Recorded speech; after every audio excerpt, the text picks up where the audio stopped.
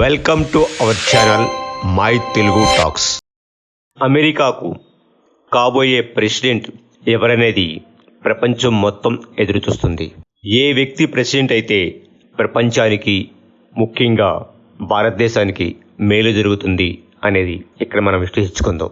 అమెరికాలో జరిగే ఎలక్షన్స్లో కాబోయే ప్రెసిడెంట్ ఎవరైతే అమెరికాకి లాభం జరుగుతుంది అని చర్చించాలి.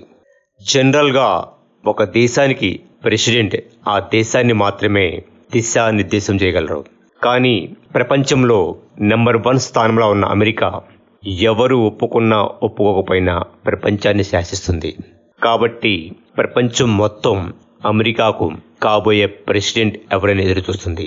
రాబోయే అమెరికా యొక్క ప్రెసిడెంట్ ప్రస్తుతం జరుగుతున్న అంతర్జాతీయ యుద్ధాలు, ముఖ్యంగా రష్యా మరియు ఉక్రెయిన్ల మధ్య జరుగుతున్న యుద్ధం, అలాగే ఇజ్రాయెల్ మరియు ఇరాన్, టర్కీల మధ్య జరుగుతున్న యుద్ధ ఘర్షణల ప్రభావం చేయగలిగే పరిస్థితిలో ఉంటారు.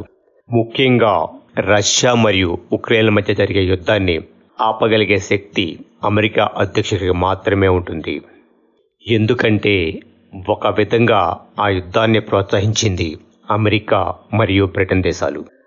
రష్యా యొక్క ఆర్థిక మూలాలను దెబ్బతీయడానికి మరియు రష్యా తన పూర్వ వైభవాన్ని తిరిగి పొందటం ఎంత మాత్రం ఇష్టం లేని అమెరికా మరియు బ్రిటన్ దేశాలు తమ దేశాల యొక్క ఆర్థిక ప్రయోజనాలను దృష్టిలో పెట్టుకొని పన్నిన కుట్రలో భాగమే రష్యా ఉక్రెయిన్ల యుద్ధం.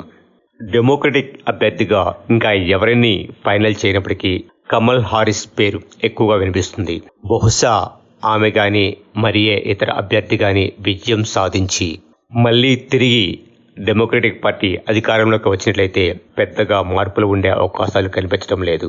ఒకవేళ రిపబ్లికన్ పార్టీ తరపున ట్రంప్ అధికారంలోకి వచ్చినట్లయితే దాని ప్రభావం రష్యా మరియు ఉక్రెయిన్ యుద్ధంపై పడే అవకాశాలు ఎక్కువగా ఉన్నాయి.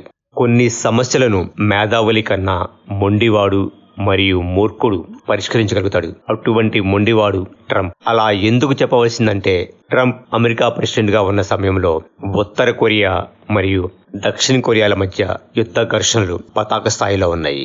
ఆ ఘర్షణలను విజయవంతంగా పరిష్కరించి యుద్ధం జరగకుండా ఆపగలిగింది ట్రంప్ మాత్రమే.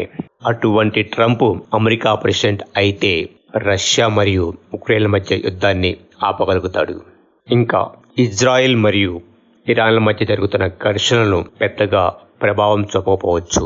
ఎందుకంటే అవి గత శతాబ్దాలుగా జరుగుతున్న యుద్ధం. కాబట్టి కొంతవరకు నిలువరించగలడేమో కానీ పూర్తిగా ఆపటం అతని వల్ల కూడా కాకపోవచ్చు.